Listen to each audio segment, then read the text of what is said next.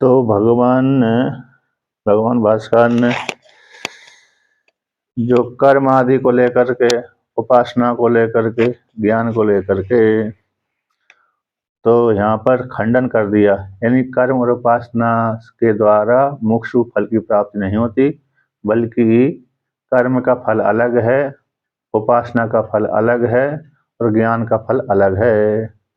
कर्म समुचित उपासना से भी मोक्ष फल की प्राप्ति नहीं होती। यदि मानेंगे तो फिर वो कृतक कहलाएगा मोक्ष। तो कृतक जो मोक्ष होता है वह विनाशी हो जाता है। और उसी प्रकार से कर्म समुचित ज्ञान के द्वारा भी मोक्ष की प्राप्ति नहीं होती, क्योंकि ज्ञान अपने मोक्ष फल के लिए किसी की आवश्यकता नहीं रखता, सहायता के लिए स्वीकार नहीं करता। अपनी उत्पत्ति के लिए तो दूसरे के अधीन रहता है, लेकिन स्वयं की उत्पत्ति के लिए दूसरे के अधीन रहता है, लेकिन अपने फल के लिए दूसरे के अधीन नहीं रहता। इसलिए कर्म समुचित ज्ञान से भी मोक्ष फल की प्राप्ति नहीं होती, और कर्म और उपासना के समुच्चय से भी मोक्ष फल की प्राप्ति नहीं होती। इसलिए धर्म और अधर्म कार्य के सहित धर्म और अधर्मों के साथ आत्मा का संबंध किसी भी काल में संबंध नहीं होता है ना। कार्य के सहित कारण का धर्म जो कारण है, शरीर आदि की उत्पत्ति कार्य कहलाती है।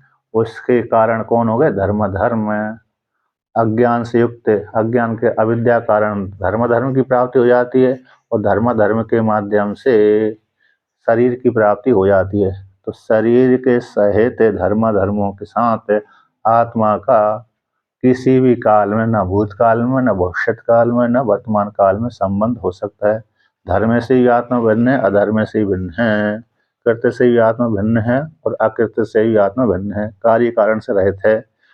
वर्तमान, भविष्यत काल और भूतकाल, इनसे भी आत्मा भिन्न है। इस प्रकार से आत्मा को ब्रह्मवेत्ताओं ने, मोक्षवादियों ने आत्मा को नित्य कहा है, मोक्ष को नित्य कहा है। इसलिए आत्मनित्य जो मोक्ष है, ब्रह्म रूप जो मोक्ष है, वह किसी भी कर्तव्य का शेष नहीं बनता, विधि का शेष नहीं बनता। कर्तव्य शब्द से विधि आ जाती है, विधि वाक्य। ना तो किसी कर्म का अंग बनता है और ना ही किसी उपासना का अंग बनता है। तो उपासना अथवा कर्म का अंग बन करके मोक्ष फल की प्राप्ति नहीं होती, बल्कि स्वतंत्र रूप से ज्ञान के द्वारा ही मोक्ष रूप फल की प्राप्ति होती है। अतः अविद्या की निवृत्ति होना ही मोक्ष फल की प्राप्ति होना। और उसी को आगे कहते हैं अपिचा। इसके वर्णन कर दिया कि मोक्ष किसी भी विधि के द्वारा साध्य नहीं होता, उसमें कोई विधि वाक्य आता ही नहीं है। कर्तव्य का अभाव होने से, कर्तव्य रूप जो विधि है उसका अभाव हो जाने से। जैसे दृष्टांत दिया है प्रदीप के समान। जैसे दीपक है, दीपक अपने जलाने के लिए, दीपक शब्द का अर्थ होता है प्रकाश। तो प्रकाश को जलाने के लिए, दीपक को अपने स्वयं को जलने के लिए तेल की आवश्यकता है। मृतिका का पात्र जो दीपक है, उस दीपक को जलने के लिए वर्तिका चाहिए, तेल चाहिए और फिर अग्नि चाहिए, तब फिर दीपक जलता है। जब तक तेल वर्तिका है तब तक दीपक जलता रहेगा। जब तेल वर्तिका समाप्त हो गई तो दीपक भी बुझ जाता है। तो लेकिन जिस प्रकार से दीपक को जलने के लिए, अंधकार भगाने के लिए, दीपक को स्वयं को जलने के लिए दीपक चाहिए, मृतिका का पात्र चाहिए, तेल चाहिए और वर्तिका चाहिए और आग चाहिए, तो इसके माध्यम से दीपक जलता है। अब दीपक की सामग्री तो जरूरी है प्रकाश के लिए। जब जैसे दीपक जल गया, अब अंधकार भगाने के लिए फिर किसी दूसरे की जरूरत नहीं पड़ती। जैसे ही अभिव्यक्त हुआ, प्रकाश उत्पन्न हुआ, उसी समय अंधकार की निवृत्ति हो जाती है और वस्तु जो रखी हुई है अपने आप ही दिख जाती है। वो वस्तु पहले से ही रखी थी, लेकिन अंधकार के कारण अंधकार ने उसको आवृत कर लिया था, वस्तु को, पदार्थ को। अब वही प्रकाश ने अंधकार को निवृत्त कर दिया। और इसलिए वो वस्तु जो पहले से ही रखी थी अभिव्यक्त हो जाएगी। उसी प्रकार से ब्रह्म विद्या की उत्पत्ति के लिए कर्म, उपासना, निष्काम आदि की जरूरत पड़ती है, भक्ति की आवश्यकता पड़ती है। अब ब्रह्म ज्ञान की उत्पत्ति हो गई उपनिषदों के पढ़ने से। अब उपनिषदों से जन्य जो ब्रह्म ज्ञान है, उस ज्ञान के द्वारा अविद्या की मात्र निवृत्ति होती है। अविद्या की निवृत्ति होते ही जीव जान जाता है कि मैं तो ब्रह्म कूटस्थ असंग हूँ। इस प्रकार से तो इसलिए मोक्ष फल के लिए ब्रह्म ज्ञान किसी दूसरे का अंग नहीं बनता। उसी को कहते हैं अपिचा ब्रह्म वेद ब्रह्मैव भवति। ब्रह्म को जानने वाला ब्रह्म ही होता है। जैसे ब्रह्म को जानने वाला ब्रह्म होता है, घट को जानने वाला घट नहीं होता, लेकिन ब्रह्म को जानने वाला ब्रह्म हो जाता है। क्यों? घट को जानने वाला घट क्यों नहीं होता, ब्रह्म को जानने वाला ब्रह्म क्यों हो जाता है? क्योंकि ब्रह्म को जानने वाला व्यक्ति का ब्रह्म स्वरूप होता है, किंतु घट को जानने वाला व्यक्ति का घट स्वरूप नहीं होता। इसी हेतु से तो ब्रह्म को जो जानता है वह ब्रह्म हो जाता है। इस प्रकार से वर्णन किया। तो इसलिए यहाँ पर किया जैसे प्रदीप से तम की निवृत्ति हो जाती है, उसी प्रकार से ज्ञान से अज्ञान निवृत्ति रूप मोक्ष का दृष्ट फल हो जाने से न नियोग साध्यत्व मोक्षस्य। टीका माया है मुक्ति का 168 नंबर पृष्ठ की पहली पंक्ति है। मुक्ति नियोग के द्वारा साधना होने से और नियोज्य की लाभ न होने से कर्तव्य रूप जो विधि है उसका नियोग कर्तव्य नियोग का अभाव हो जाने से। इस हेतु से अतः सब कहते प्रदीप से, प्रदीप यानी दीपक से, जल हुए दीपक से तम की निवृत्ति होती है। जिस प्रकार से प्रदीपात तमो निवृत्तिवत, ये दृष्टांत है। जैसे प्रदीप से तम की निवृत्ति होती है, उसी प्रकार से वत जो प्रत्यय आता है ई अर्थ में आता है, समान अर्थ में आता है, उसके जैसा, उसके सादृश्य अर्थ में आता है, उसके जैसा होता है। थोड़ा बहुत भेद होता है बस, बाकी समानता हो जाती है। तो जिस प्रकार से दीपक से तम की निवृत्ति होती है, उसी प्रकार से ज्ञान से अज्ञान निवृत्ति रूप मोक्ष, ज्ञान से अज्ञान निवृत्ति रूप मोक्ष पर फल की प्राप्ति होती है। दृष्ट फल वाला होने से, दृष्ट फल वाला होने से जैसे दीपक है दृष्ट फल वाला है, प्रत्यक्ष अंधकार निवृत्ति करके जो नहीं दिख रही थी अज्ञान के कारण, तम के कारण वो वस्तु दिख जाती है। उसी प्रकार से ब्रह्म विद्या के द्वारा जीव अपने स्वरूप को जान लेता है, मैं असंग कूटस्थ हूँ। तो इसलिए जो मोक्ष है नियोग साध्य नहीं है। इसलिए और भी कहते हैं अपिचा के द्वारा वर्णन किया था ब्रह्मवेद ब्रह्मैव भवति। जो ब्रह्म है वो मैं हूँ, इस प्रकार से जानता है। जो साधक साधिका है, नियोग यानी आज्ञा, नियोग शब्द यहाँ पर विधि का वाचक है। नियोग लगाना, जोड़ना। आप ऐसा कार्य करो, किसी को प्रेरणा दे दिया ना, जैसे आप अपने बालक बालिका को प्रेरणा दे देते हैं, तुम आप ऐसा कार्य करो, है ना। तो उसी प्रकार से शास्त्र में आज्ञा, शास्त्र है, है? हाँ, ये उपसर्ग है। धातु तो युजर योगी धातु है, धातु है युजर योगी, लगाने अर्थ में, जोड़ने अर्थ में। बी नी लगा दिया तो नियोग हो गया, बी लगा दी तो विनियोग हो गया। उपसर्ग है ये। उपसर्ग के योग से धातु के अर्थ बदल जाते हैं। धातु तो मात्र, अरे धातु प्रत्यय शब्द से योग शब्द बना, योग है। युजर योगी धातु से जोड़ने अर्थ में है, प्रत्यय करके बना करके योग शब्द बन गया। अब नी लगा दिया तो नियोग बन गया, बी लगा दिया तो विनियोग बन गया। इसलिए वो धातु, अरे कभी जाओ तो धातु पाठ ले आना, है ना। संस्कृत की लाइन में है तो ये पुस्तक साथ में रखते रहना कभी कभी। धातु पाठ है, और जो रूप चंद्रिका आती है, रूप चंद्रिका, और शब्द पाठ है, शब्द के रूप है। राम का रूप किस प्रकार से चलता है, कृष्ण का रूप किस प्रकार से चलता है, और एक लघु सिद्धांत कौमुदी, हिंदी की मिले तो हिंदी, नहीं तो वहमी व्याख्या आती है, वहमी व्याख्या तो बोलियान, तो वो भी 2-3 हज़ार की आती है, 6 खंडों में आती है। और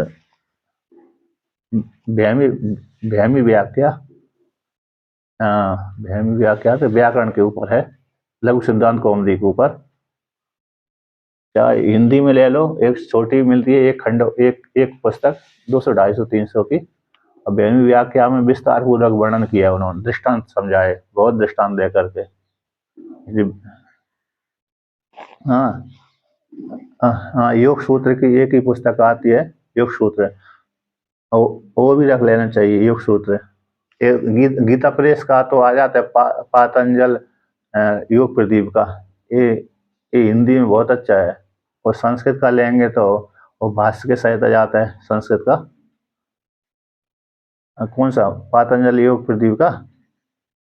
हाँ, ये भी बहुत ही सुंदर है। हाँ, ये बहुत अच्छा है।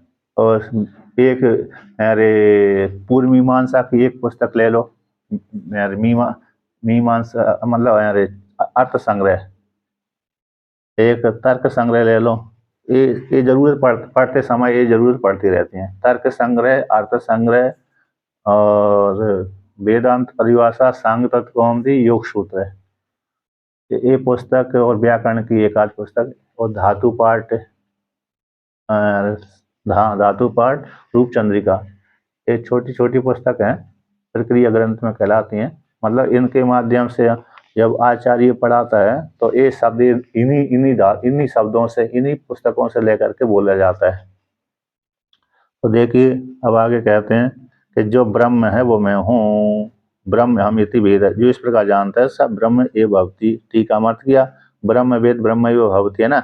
इस मुंडक उपनिषद श्रुति का व्याख्यान किया टीका में, तीसरी पंक्ति। जो साधक अथवा साधिका, यो शब्द का अर्थ हो गया कोई भी व्यक्ति, चाहे स्त्री हो चाहे वो पुरुष हो, साधक साधिका, ऐसा चिंतन करने वाला, ब्रह्म हम इति, मैं ब्रह्म, हम यानी मैं, ब्रह्म यानी ब्रह्म, वो ब्रह्म में हूँ, इस प्रकार से जानता है, ऐसे जानने वाला साधक, सा साधक ब्रह्म एव भवति, ब्रह्म वेता ब्रह्म ही हो जाता है। परम कारणम, अच्छा आगे का है, परम कारणम अवरम कार्यम तद्रूप अधिष्ठाने तस्मिन् दृष्टि सति अस्य दृष्टु अनारब्ध फलानि कर्माणि नश्यन्ति। अच्छा, आगे की श्रुति के, अब मुंडक की दूसरी श्रुति कहते हैं भाष्यमयी, क्षीयन्ते चास्य कर्माणि तस्मिन् दृष्टे परावरे। कहते हैं अस्य, इससे साधक के, ब्रह्मवेत्ता के, जो वेदांत लाइन में आ गया है उसके, निध्यासन का श्रवण करता है, मनन करता है, निध्यासन करता है, उसके सर्वाणी कर्माणि, तो सारे कर्म, क्षीयन्ते, सारे कर्म, इससे विद्वान के, ब्रह्मवेत्ता के सारे कर्म क्षय को प्राप्त हो जाते हैं। कब हो जाते हैं? कि तस्मिन् दृष्टि परावरे, उस परमात्मा के जान लेने पर। तो अधिष्ठान रूप परमात्मा के जान लेने पर इस दृष्टा के जो कर्म फल आरब्ध नहीं हुए, फल देने के लिए आरब्ध नहीं हुए, तो यहाँ पर और अवर शब्द है ना, पर शब्द से कारण ले लीजिए, अवर शब्द से कार्य ले लीजिए। टीका में चौथी पंक्ति है, इसका इस श्रुति का व्याख्यान किया है, क्षीयन्ते चास्य कर्माणि तस्मिन् दृष्टि परावरे। तो पर यानी कारण, परम यानी कारणम, अवरम यानी कार्यम। तो कार्य हो गए हिरण्यगर्भ, कारण हो गए ईश्वर, कार्य हो गया हिरण्यगर्भ और कारण हो गया ईश्वर। तो कार्य कारण से रहित आत्मा है, कहते हैं इस, और दोनों का मिलित रूप हो गया, कार्य कारण से रहते भी है और कार्य कारण से युक्त है परमात्मा, ऐसा निर्गुण निराकार परमात्मा। तो तद इन कार्य और कारण का भी अधिष्ठान, निर्गुण निराकार परमात्मा कैसे कार्य और कारण का भी अधिष्ठान है। तो तद रूप यानी तद अधिष्ठान में, तस्मिन् दृष्टि, कार्य और कारण भी जिसमें कल्पित हैं, हिरण्यगर्भ भी जिसमें कल्पित है और ईश्वर भी जिसमें कल्पित है, क्योंकि ईश्वर भी एक उपाधि है।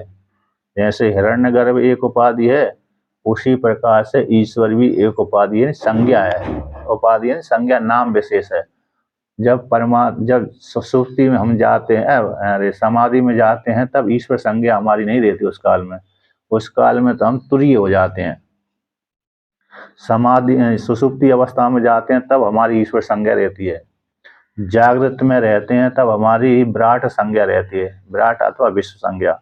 स्वप्न में जब हम जाते हैं तब विश्व अथवा हिरण्यगर्भ संज्ञा हमारी रहती है। स्वप्न में जब हम जाते हैं तब हमारी नाम हो जाता है तेजस अथवा हिरण्यगर्भ। जब सुषुप्ति में जाते हैं तब हमारी संज्ञा हो जाती है प्राज्ञ अथवा ईश्वर। तो अब इन तीनों को से पार कर जाते हैं जब समाधि में जाते हैं, वेदांत जन्य समाधि में, उस काल में हमारी संग नाम पड़ जाता कहने के लिए, मात्र कहने के लिए तुरीय निर्गुण परमात्मा, ये नाम हमारा उस काल में पड़ जाता है। तो ऐसा उस अधिक हाँ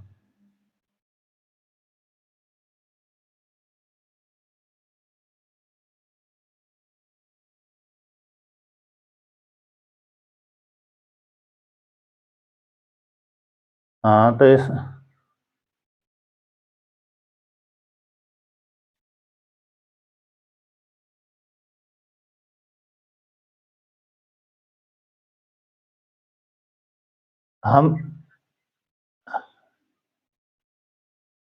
हम इस प्रकार जो हम चेतन रूप से देख रहे हैं, तो हम तो वो विराट हो गए। चेतन रूप से हम जान रहे हैं, खा रहे हैं, पी रहे हैं, सुन रहे हैं, समझ रहे हैं। और जो हम व्यवहार कर रहे हैं जिस शरीर को लेकर के, वो उपाधि शरीर हो गया। उपाधि शरीर हो गया, हम जानने वाले चेतन विराट हो गए। और इंद्रियों के बिना हम जागृत अवस्था में जो भोग भोगते हैं ना, स्थूल शरीर के बिना और सूक्ष्म शरीर के बिना नहीं भोग सकते। इसलिए तो स्थूल शरीर हमारा उपाधि हो गया, आधार हो गया। उसमें हम शरीर में वैश्वानर संज्ञा है, विराट संज्ञा, वैश्वानर संज्ञा, विश्व संज्ञा, समष्टि और व्यष्टि को लेकर के। वैश्वानर ही विराट है, विराट ही विश्व है, ठीक है ना। समष्टि और व्यष्टि को लेकर के विराट और वैश्वानर एक ही है। विश्व, एक शरीर को, उपाधि को विश्व कह दिया, और विराट अथवा वैश्वानर समष्टि शरीर को कह दिया। हम वैश्वानर भूत तो है ना। तो इसलिए एक शरीर में, स्थूल शरीर में हम अभिमान करते हैं तो हमारी विराट अथवा वैश्वानर संज्ञा अथवा विश्व संज्ञा हो गई। और इस सूक्ष्म शरीर के बिना हम भोग नहीं भोग सकते, है ना। इसलिए तो सूक्ष्म शरीर में इसी में है, वो दिखता नहीं है सूक्ष्म शरीर, क्योंकि अतीन्द्रिय कहलाता है। अब स्वप्न में गए हम, तो हम चेतन रूप से तो हम तेजस हो जाएंगे एक शरीर में, और समष्टि शरीर में हम हिरण्यगर्भ हो जाएंगे चेतन रूप से। लेकिन लिंग शरीर हो गया, जो लिंग शरीर हो गया उसमें तेजस शरीर, लिंग शरीर, और हिरण्यगर्भ शरीर। हिरण्यगर्भ भी एक चेतन रूप से हिरण्यगर्भ चेतन हो गया, लेकिन शरीर तो सूक्ष्म शरीर कहलाता है, लिंग शरीर कहलाता है, सूक्ष्म शरीर कहलाता है। वो शरीर है, वो इंद्रियों का समुदाय है, पांच ज्ञानेंद्रिय, पांच कर्मेंद्रिय, अंतःकरण का समुदाय, ये हो गया। ये सूक्ष्म शरीर लिंग, हिरण्यगर्भ चेतन हो गया, हिरण्यगर्भ चेतन हो गया, लेकिन जो उसमें चेतनता है, लेकिन उस शरीर को लेकर के, लिंग शरीर को लेकर के उसकी हिरण्यगर्भ संज्ञा हो जाती है, ठीक है ना। अब सुसुप्ति में गए हम, तो अविद्या कारण शरीर कहलाई हमारे, अविद्या कारण कहलाई, उसमें चेतनता अभिव्यक्त हो रही है, वो प्राज्ञ अथवा ईश्वर हो गया, अव्याकृत हो गया। अव्याकृत भी कह लेते हैं, अव्याकृत उपाधि का कारण शरीर को ही अव्याकृत कहते हैं कभी कभी, कभी कभी ईश्वर भी होते हैं। तो अव्याकृत ईश्वर, अव्याकृत ईश्वर कह दिए तो वहां पर चेतन आ गया। और अव्याकृत माया रूप उपाधि, अज्ञान उपाधि, अज्ञान उपाधि अथवा माया उपाधि, वहां पर शरीर आ गया, कारण शरीर। हाँ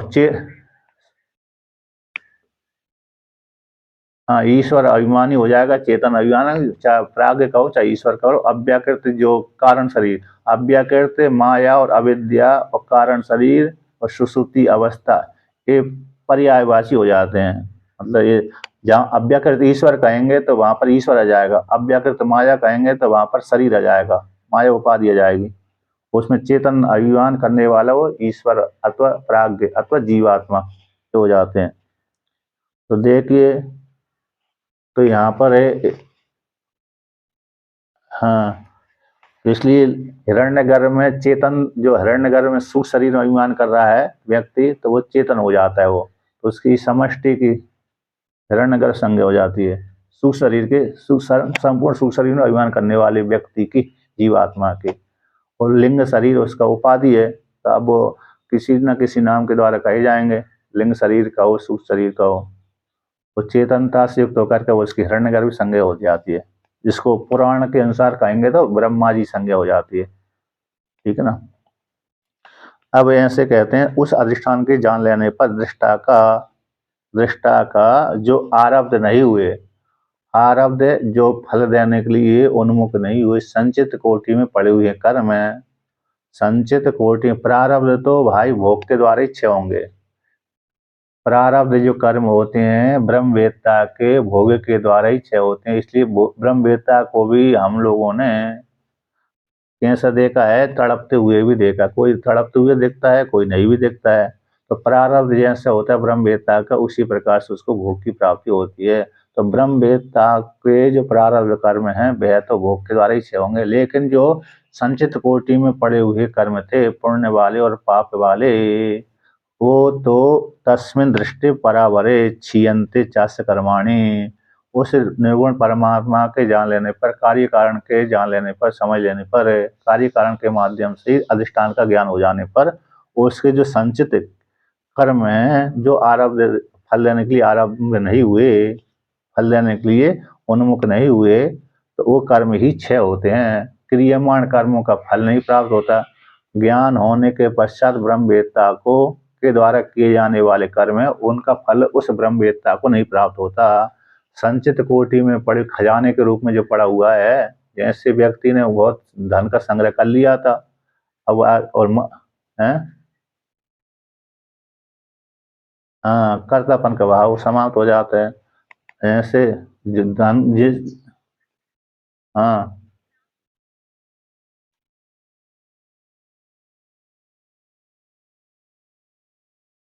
हाँ,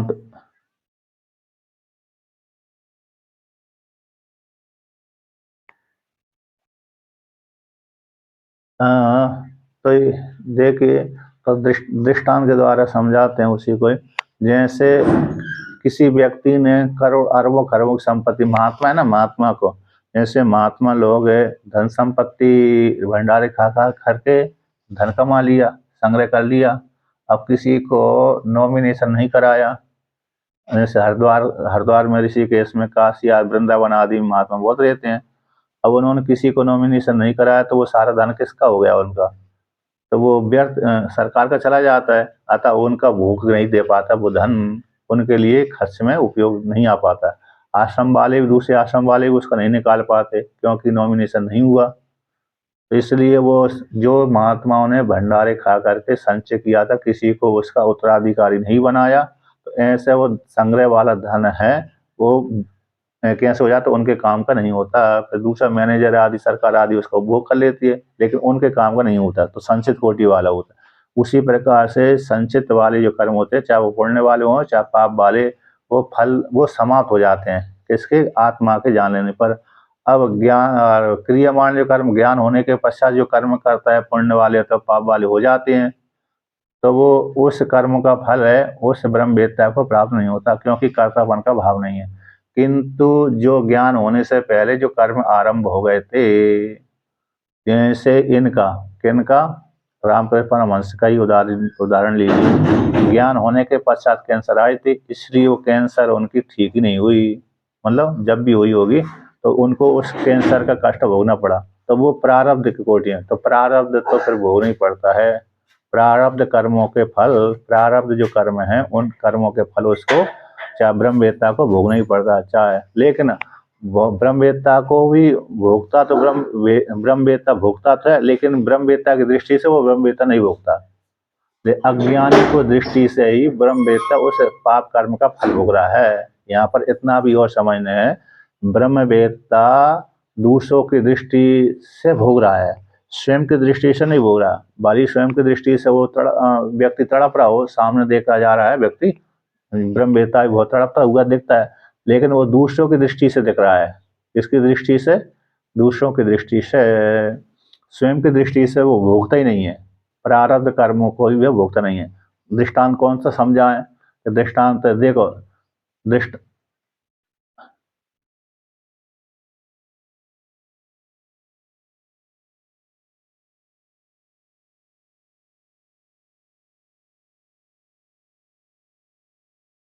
हाँ, तो विवेकानंद जी महाराज ने पूछ लिया था कि आपको तो काली दर्शन देती है, तो फिर आप क्यों नहीं काली से कहते कैंसर ठीक न क्यों ना कर दे। उन्होंने बार बार कहने पर विवेकानंद जी महाराज की प्रेरणा से गए थे, वो काली से पूछा, हे माता, शिष्य ऐसा कहते हैं। तो माता ने कह रही है, तुम सभी में क्यों नहीं देख रहे मेरे को। इस प्रकार से तो फिर उन्होंने दोबारा फिर बोला ही नहीं काली से, सभी में मेरे को क्यों नहीं देखते समझते, सभी तो सभी का ही तो मैं उपभोग कर रही हूँ, मैं ही तो सभी में बैठी हुई हूँ।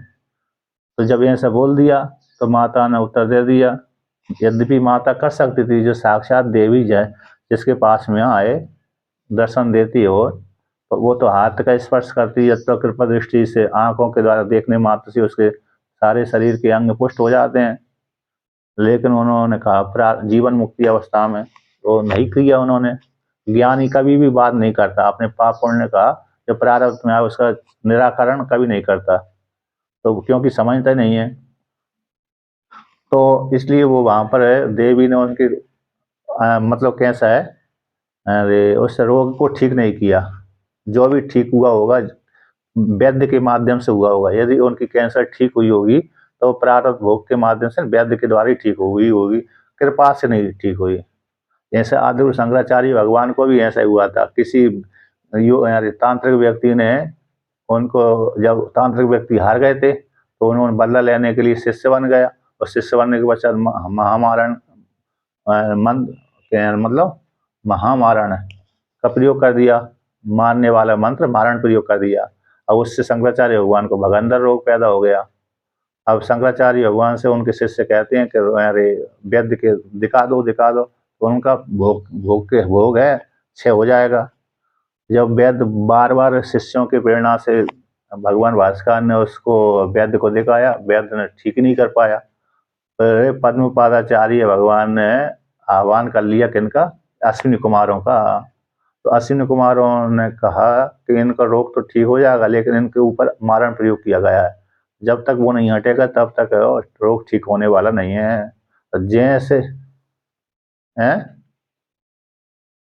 पद्म पादाचार्य ने सारे शिष्य शंकराचार्य भगवान के सिद्ध ही तो थे, जिसको बुलाए वो उसको वही आ जाते थे तुरंत। तो अश्विनी कुमारों ने जब ऐसा वर्णन कर दिया तो उसी काल में उन्होंने समझ गए, तो मारण पद्म पादाचार्य भगवान ने विपरीत मारण प्रयोग कर दिया। शंकराचार्य भगवान तो निषेध करते थे, अरे मत करो मत करो मत करो, लेकिन शंकराचार्य भगवान जानते भी थे मेरे इस शिष्य ने ही, अरे मेरे ऊपर मारण प्रयोग किया तांत्रिक वाले शिष्य ने, क्योंकि बदला लेने के लिए, लेकिन वो उसका निर्धारण कभी नहीं करते थे, निराकरण।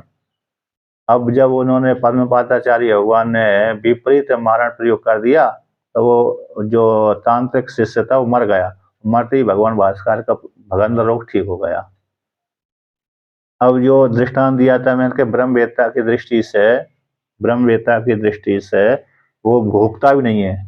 अज्ञानी की दृष्टि से वो सुख दुख भोग रहा है, लेकिन ब्रह्मवेत्ता की दृष्टि से वो स्वयं नहीं भोगता। तो दृष्टांत कौन सा समझ लीजिए, सुसुप्ति अवस्था। जैसे सुसुप्ति अवस्था में व्यक्ति गया है तो वो दूसरे की दृष्टि से खर्राटे ले रहा है, दूसरे की दृष्टि से वो खर्राटे ले रहा है, लेकिन स्वयं की दृष्टि से पूछो तो खर्राटे, उसको ज्ञान ही नहीं हो रहा कि मैं खर्राटे ले रहा हूँ कि नहीं ले रहा हूँ। जब सुसुप्ति अवस्था में व्यक्ति जब जाता है तो दूसरे की दृष्टि से ही तो खर्राटे लेता है। वो स्वयं की दृष्टि से कहो, पूछो कि नहीं मैं तो भाई कहाँ खर्राटे लेता हूँ। जब उसको जगा देते हैं खर्राटे ले, दूसरा व्यक्ति सो नहीं पाता नजदीक वाला, तो उसको जगा देता है, तो कहता है तुम बहुत खर्राटे लेते हो, तो मना कर देता है मैं कहाँ खर्राटे लेता हूँ, मैं तो शांत सोता हूँ। हुआ कि नहीं हुआ। तो स्वयं की दृष्टि उसी, तो स्वयं की दृष्टि से तो शांत सो रहा है, लेकिन दूसरी की दृष्टि से वो खर्राटे ले रहा है। उसी प्रकार से ब्रह्मवेत्ता भी जो प्रारब्ध भोग भोग रहा है, तो वो अज्ञानी की दृष्टि से भोगता है, स्वयं की दृष्टि से तो भोगता ही नहीं है। तो इसमें समझने के लिए दृष्टांत है। तो इस प्रकार से संचित कर्म, क्रियमाण कर्म और प्रारब्ध कर्म, तो प्रारब्ध कर्म ब्रह्मवेत्ता को भोग के द्वारा क्षय होते हैं, वो भी अज्ञानी की दृष्टि से। और प्रारब्ध है ना, ज्ञानी की दृष्टि से तो वो भोग भी नहीं रहा, और क्रियमाण कर्मों का फल, भाई कर्म अवश्य में भोक्तव्यम कृतम कर्म शुभ शुभम, ये मानेंगे तो जो पुण्य ब्रह्मवेत्ता की सेवा करता है उस पुण्य कर्मों के फल ले जाता है, और जो उसकी निंदा करता है ब्रह्मवेत्ता की उसको पाप का फल ले जाता है। अब जो कोई ना कोई तो ब्रह्मवेत्ता की उपासना करता ही होगा, घर वाले चाहे बाहर वाले। अब घर ग्रस्त है तो वो ग्रस्त है तो उसके पास ब्रह्मवेत्ता के पास धन तो आएगा, तो भाई बंधु उसके धन को खा लेते हैं, और ज्ञान के अधिकारी ज्ञान ले जाते हैं, पुण्य के अधिकारी पुण्य ले जाते हैं, है ना। आश्रम वाले जो ब्रह्म ज्ञानी उसके कोई ना कोई शिष्य होते ही हैं, तो वो शिष्य उनके यदि अधिकारी, और जिसका अधिकारी है वो ले जाता है, तो शिष्यों को धन प्राप्त हो जाता है, आश्रम प्राप्त हो जाता है शिष्यों को, और जो ज्ञान के अधिकारी मोक्षगण आते हैं उनको ज्ञान करा देते हैं वो, मतलब उपदेश करके। तो ये विभाग कल्याण विभाग है ये। अब आगे कहते हैं, तो अगली कहते आनंदम ब्रह्मणो विद्वान न विवेति कुतश्चन अभिहम वे जनक प्राप्तोषि। तो कहते हैं यहाँ पर जो ब्राह्मण है, ब्रह्म को जानने वाला साधक विद्वान आनंद रूप परमात्मा को प्राप्त कर लेता है। ब्रह्म यानी ब्रह्मणा, ब्रह्म का जो स्वरूप आनंद है, उस आनंद को जानने वाला विद्वान निर्भय हो जाता है ना। ब्रह्म को जानने वाला, ऐसे जो परमात्मा है जानने वाला विद्वान कैसे हो जाते हैं, आनंद रूप परमात्मा को जान करके अभय को प्राप्त हो जाता है। आनंद को जानता हुआ, आनंद रूप ब्रह्म के आनंद को जानता हुआ विद्वान कैसा हो, परमानंद को प्राप्त कर लेता है। परमानंद को प्राप्त हो जाने के पश्चात ना विवेति कुछ चना, फिर किसी से भय को प्राप्त नहीं करता। ब्रह्म के परमानंद को जानने वाला विद्वान, वह किसी भी प्राणी से, सबसे बड़ा भय किससे होता है, मृत्यु से भय होता है ना। जैसी मृत्यु आती है उस काल में, चाहे शास्त्रीय ज्ञानी हो चाहे अशास्त्रीय हो, डर ही जाते हैं। जिसको दृढ़ अप्रोक्ष ज्ञान नहीं होता है वह भी मृत्यु से प्राय करके थोड़ा बहुत तो डर ही जाता है, थोड़ा बहुत तो डर ही जाता है। और जिसको ब्रह्म ज्ञान होगा वो नहीं डरता। जैसे एक श्रुति है, जन्म दुक्खम जरा दुक्खम जाया दुक्खम पुनः पुनः अंत काले महादुक्खम तस्मात् जागरी जागरी। जन्म लेते समय दुख होता है, मरण काल में दुख होता है, जरा दुख का हेतु होते, पत्नी पुत्र पति भी दुख का हेतु होते हैं, और अंत काल में तो भयंकर दुख होता है। इसलिए श्रुति कहती है जागो जागो जागो, इन स्वरूप में जाग जाओ। इसलिए मरते समय तो प्राय करके सभी को भय उत्पन्न हो जाता है। अब वो उस काल में उस विद्वान को भय नहीं प्राप्त होता, न विवेति कुतश्चन, मृत्यु से भी भय नहीं प्राप्त करता। में तो अभय, हे जनक राजा आप अभय को प्राप्त हो गए, ऐसा याज्ञवल्क्य ने ज्ञान के द्वारा उनको बोध करा दिया, अविद्या की निवृत्ति कर दी। और राजा जनक उत्तम अधिकारी थे ये, तो श्रवण करने मात्र से उनको ज्ञान करा दिया, ज्ञान हो गया। तो राजा याज्ञवल्क्य ऋषि ने राजा जनक को मोहर लगा दी। जैसे गार्गी ने जनक याज्ञवल्क्य के ऊपर मोहर लगा दी थी, उसी प्रकार से याज्ञवल्क्य ने भी जनक राजा के ऊपर मोहर लगा दी कि हे जनक राजन आप अभय को प्राप्त हो गए, अभय मुक्त हो गए। अब श्रुति दूसरी कहती है, तो तद आत्मानम एव अवेद अहम ब्रह्मास्मि इति तस्मात् तत्सर्वम अभवत।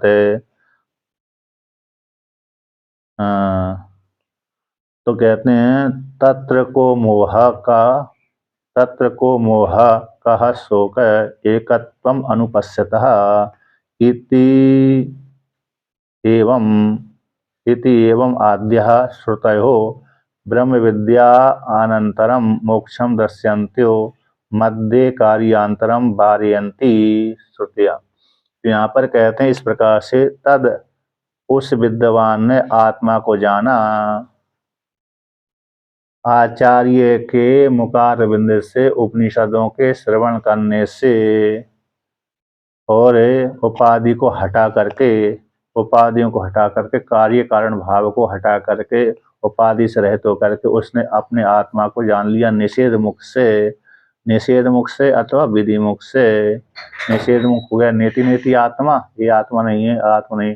निषेध शेषो जयतात अशेषा, निषेध करते करते जो शेष बचे वो अधिष्ठान बच जाता है, स्वयं का स्वरूप बचता है। हम अपना निषेध नहीं कर सकते, संपूर्ण जगत का निषेध हम कर सकते हैं। हम अपने माता को हटा सकते हैं, पिता को हटा सकते हैं, पत्नी को हटा सकते हैं, पति को हटा सकते हैं, लेकिन अपने आप को हम नहीं हटा सकते। सबका खंडन हम कर देंगे, अपना खंडन नहीं कर सकते। तो निषेध शेषो जयता अशेषा, निषेध करते करते जो शेष रहता है वही अधिष्ठान है, वही तुम है। तो इस प्रकार से निषेध मुख से और अथवा विधि मुख से सब कुछ मैं ही हूँ, ये विधि मुख हो गया। तो विधि मुख से अथवा निषेध मुख से उसने आत्मा को जाना, जानते उसको पहली डकार है, जैसे भोजन करने वाले व्यक्ति को डकार आती है, उसी प्रकार से उसको डकार आ गई, हम ब्रह्मास्मि, मैं ब्रह्म हूँ। इस प्रकार एक श्रुति कहती है तस्मात् तत्सर्वम अभवत्, इसी को साधक ने विद्वान ने जाना तो सर्व हो गया। भगवान वामदेव ऋषि ने जब जाने कि मैं तो ब्रह्म हूँ, तो ब्रह्म जानते ही सर्व हो जाते हैं। अब श्रुति कहते तत्र, उसी विद्यावस्था में, किस अवस्था में? विद्या काल में। को मोह को शोका, विद्या काल में, विद्यावस्था में, विद्या अवस्था में तो विद्या काल में, तत्र शब्द का अर्थ हो गया विद्यावस्था में तो विद्या काल में। कहते हैं क्या मोह और क्या शोक, कि जब साधक साधिका अपने आप को एकत्र रूप से जानता है, एक से भिन्न दूसरे को देखता ही नहीं है, उस काल में वह कैसा है? एक परमात्मा हो जाता है। एकत्व को जानने वाले व्यक्ति को, साधक साधिका को, ब्रह्मवेत्ता हो चाहे स्त्री हो चाहे वो पुरुष हो, ऐसे ब्रह्मवेत्ता को मोह और शोक क्या होगा? मोह शोक तब ही होता है जब द्वे होते हैं, चाहे पति पत्नी हो, चाहे माता पिता हो, चाहे भाई बंधु हो, अपने से इतर कोई दूसरा है तब मोह होगा। अपने से इतर दूसरा कोई है ही नहीं है तो मोह किसको? अपना, जहाँ पर अपना पराया कोई नहीं होता वहां पर मोह नहीं होता, जहाँ पर अपना और पराया होता है वहीं पर मोह होता है। एकत्व को जानने वाले को क्या मोह क्या शोक इत्यादि श्रुतियां हैं। ब्रह्म विद्या के अनंतर है, जैसे ब्रह्म ज्ञान हुआ उपनिषदों के द्वारा, जन शास्त्र आचार्य से पढ़ करके उपनिषदों के द्वारा जन्य जो ब्रह्म ज्ञान है, उस ब्रह्म विद्या के अनंतर मोक्ष को दिखलाती श्रुतियां। और कार्यांतरम, तो मोक्ष और ब्रह्म विद्या और मोक्ष के बीच में दूसरा जो कार्यांतर है उसका वारण कर देती हैं, है ना। अर्थात मोक्ष की उत्पत्ति, ज्ञान के द्वारा मोक्ष की उत्पत्ति होती है, ज्ञान के और मोक्ष के बीच में कोई दूसरा कार्यांतर उपासना आदि का खंडन कर देती हैं। ऐसी मध्य में विद्या और विद्या के फल के मध्य में, विद्या टीका में किया है, कार्य किसमें? मध्य, मध्य शब्द का अर्थ हो गया टीका में विद्या और उसके फल के मध्य में। विद्या हो गया ब्रह्म ज्ञान, उसका फल हो गया मोक्ष ब्रह्म।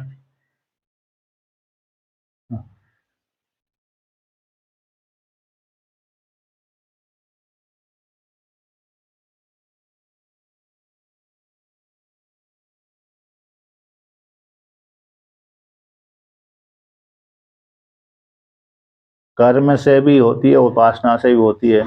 निष्काम कर्म और निष्काम उपासना से हमको ज्ञान की योग्यता आती है, यही शुद्धि का हेतु उनके।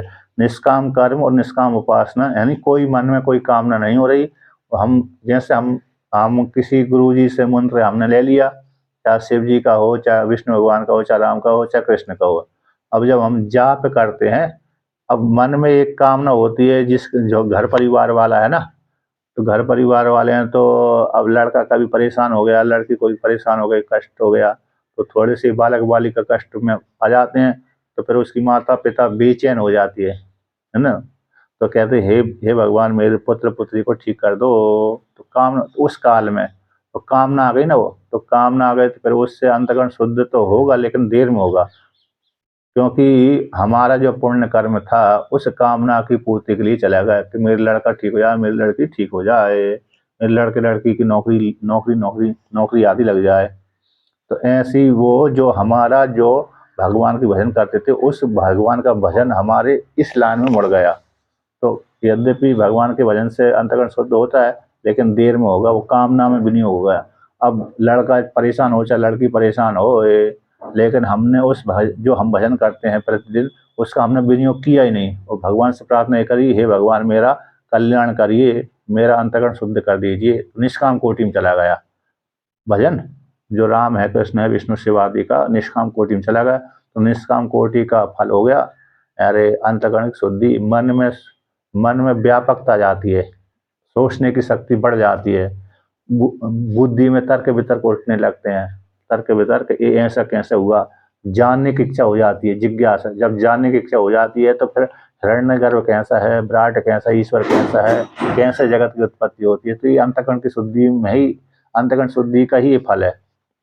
जब जिज्ञासा उत्पन्न नहीं हो रही है तो समझ लो अभी अधिकारी नहीं, जिज्ञासा उत्पन्न हो गई, होने लगी है तो समझ लो अंतःकरण शुद्ध हो रहा है ना। जान ईश्वर संबंधी, जगत संबंधी और ईश्वर संबंधी और आत्म संबंधी जब जानने की इच्छा होगी तब अंतःकरण शुद्ध ही रहेगा। उस लौकिक जगत में तो व्यवहार करते हुआ आ रहा है, वहाँ भी शुद्धि अशुद्धि का हेतु है, लेकिन हाँ, तो कर्म से और उपासना से, कर्म से और उपासना से, दोनों से ही अंतःकरण की शुद्धि होती है, ज्ञान की योग्यता आती है। तो ज्ञान की योग्यता आ गई तो फिर ज्ञान हो गया, आचार्य के द्वारा प्राप्त हो गया ज्ञान। आचार्य से उपनिषदों को पढ़ा जाता है, जैसे हम अभी पढ़ रहे हैं ना, आचार्य हो गए हम इस काल में, तो हमसे उपनिषद हम पढ़ा रहे हैं, ब्रह्मसूत्र पढ़ा रहे हैं। अब ज्ञान होना, अपरोक्ष साक्षात्कार करना व्यक्ति का स्वयं का फल है। यदि व्यक्ति पढ़ने के बाद विचार नहीं करता, निध्यासन नहीं करता, तो ज्ञान होना कठिन हो जाता है। विचार करता है तो ज्ञान हो जाता है। यदि उत्तम अधिकारी है तो श्रवण मात्र से ज्ञान हो जाएगा, जैसे दसमस्तमसी दृष्टांत है, और मध्यम अधिकारी है तो बार बार चिंतन करनी पड़ती है।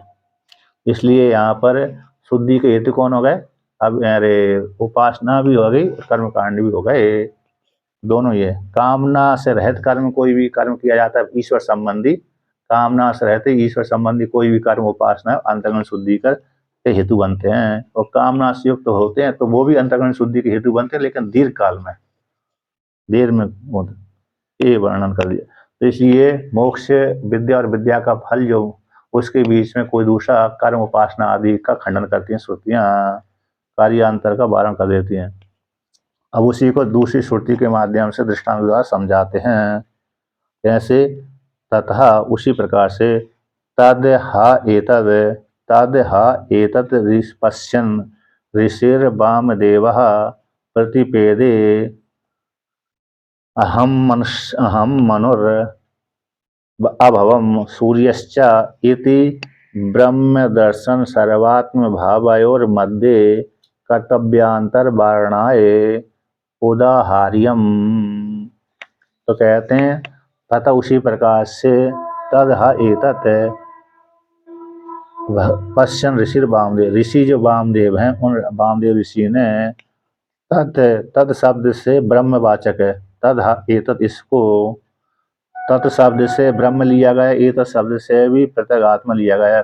जो प्रत्यगात्मा ब्रह्म है, हा इतिहास का लोतक हो गया, हा जो शब्द आया, धा है ना, धा तो हकार है वो, निश्चित रूप से, तो निश्चित रूप से जिस प्रकार से उस ब्रह्म को जानते हुए, देखते हुए, किसने, प्रत्यगात्मा में हूँ मैं ब्रह्म, इस प्रकार से जानते हुए भगवान वामदेव ने पृथ्वी जाना था भूतकाल में, क्योंकि कस काल में जैसे भगवान वामदेव का इस जन्म में पूरा ज्ञान होने वाला था, इससे पहले शरीर छूट गया, प्रतिबंधक बचा था थोड़ा सा, तो गर्भ का प्रतिबंधक बचा हुआ था। तो जैसे ही अगला जन्म हुआ तो माता पिता के घर में गया, माता पिता के घर में गया, पिता के गर्भ से फिर माता के घर में गया। अब 9 महीने में 7 महीने के बाद गर्भ में हलचल पैदा हो जाती, मतलब जानने सुनने लगता है। 9 महीने के 7 महीने के बाद ही तो बच्चे में होते हैं सब क्रिया, 7 से लेकर 9 10 के 3 महीने तक।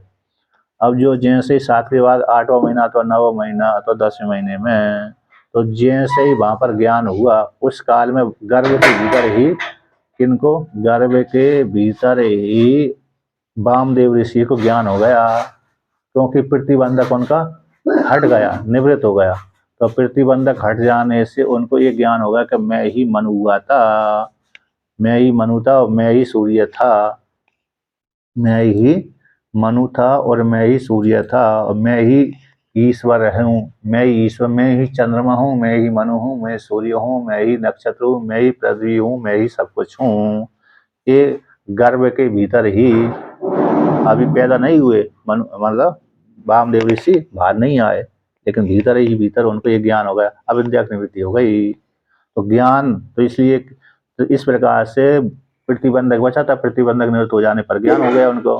तो इसलिए उस भगवान वामदेव ऋषि ने इस प्रकार से उस ब्रह्म को जाना था, और जानने के पश्चात उन्होंने उपाधि तो व्यापक दृष्टि से बोल दिया था कि मैं ही मनु हुआ था और मैं ही सूर्य हुआ था पूर्व काल में। अभी भी फिर अभी ज्ञान होने के बाद अब मतलब अभी भी मैं ही हूँ, इस रूप में मैं ही मनु हूँ, मैं ही सूर्य हूँ, मैं ही चंद्रमा हूँ, मैं ही ईश्वर हूँ, मैं ही हिरण्यगर्भ हूँ, मैं ही विराट हूँ, मैं ही ईश्वर हूँ, सब कुछ मैं ही ब्रह्म हूँ। इस प्रकार से तो ब्रह्म दर्शन है ब्रह्म विद्या, सर्वात्म भाव ब्रह्म विद्या और सर्वात्म भाव का अविद्या की ब्रह्म दर्शन के द्वारा अविद्या की निवृत्ति हो गई, और ब्रह्म के दर्शन से फिर सर्वात्म भाव की प्राप्ति हो गई। तो ब्रह्म दर्शन और सर्वात्म भाव मैं व्यापक हूँ, सूर्य चंद्रमा अग्नि पृथ्वी वायु सब कुछ मैं ही हूँ, मैं ही विराट हिरण्यगर्भ ईश्वर हूँ, ब्रह्म हूँ, ब्रह्मा विष्णु महेश्वरी मैं ही हूँ। ये व्यापक हो गए ना, आकाश के जैसा।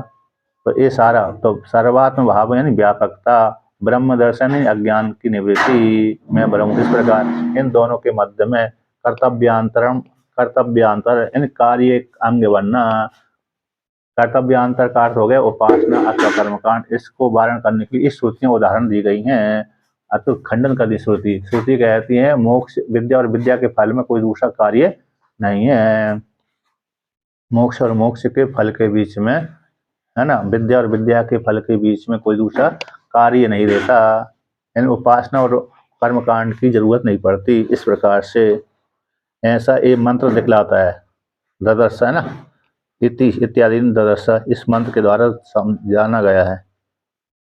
टीका में आया है तो तद ब्रह्म उसको पृथक आत्मा में हूँ, इस प्रकार से जानते हुए ज्ञान से वामदेव ऋषि ने शुद्ध ब्रह्म को जाना था। हा ज्ञान के हो जाने पर इस दृष्टवान आत्म मंत्र को स्वे के सर्वात्म प्रकाशन को जब उसने जान लिया, भगवान वामदेव ऋषि ने जिस प्रकार जान लिया, तो अपने प्रकाश ज्ञान को प्रकाशन किया उन्होंने, सर्वात्म प्रकाशन करते हुए मंत्रों के माध्यम से। तो मैं मनु हुआ था, मैं सूर्य चंद्रमा हुआ था, इस प्रकार से श्रुति के माध्यम से दिखलाया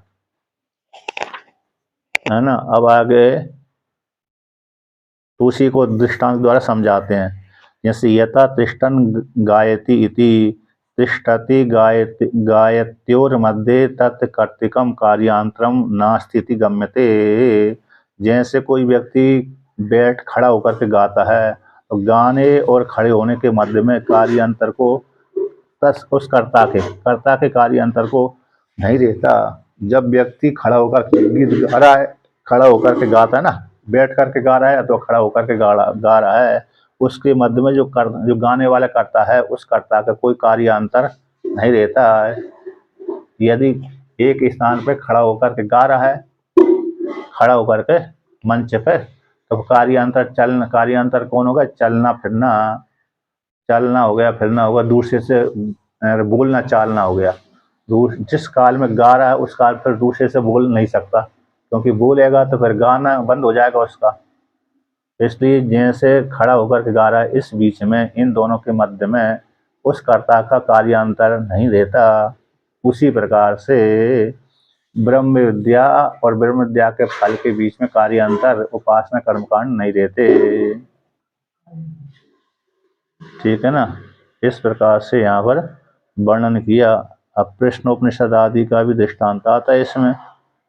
अब ये तो क्या हो गया, इसका सार ये हुआ कि ब्रह्म विद्या से अविद्या की निवृत्ति हो जाती है, ब्रह्म विद्या से अविद्या की निवृत्ति, अविद्या के द्वारा अविद्या की निवृत्ति होना ही जीव आत्मा को अपने स्वरूप की प्राप्ति हो जाती है, प्राप्ति। उससे जीव यानी जो विद्वान था, साधक रूप विद्वान था, वो कृत हो जाता है, धन्य हम। इस प्रकार से वर्णन किया। अब आगे का पाठ फिर कल कराई हुआ है, ठीक है ना।